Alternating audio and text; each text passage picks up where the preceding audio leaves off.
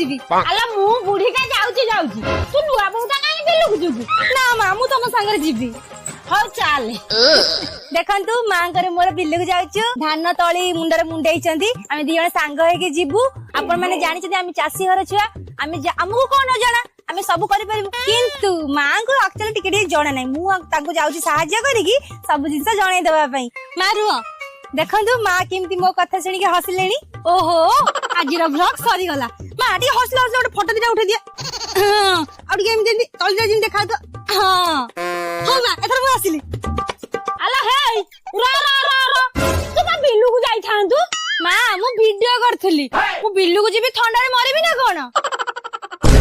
ପିଲାଟା ଭିଡିଓ କରିବ ବୋଲି ମୋ ସମୟ ଗୁଡା ନଷ୍ଟ କରିଦେଲା। ମୁଁ ଏତେବେଳକୁ ଯାଇ ବିଲରେ ପହଞ୍ଚନ୍ତି।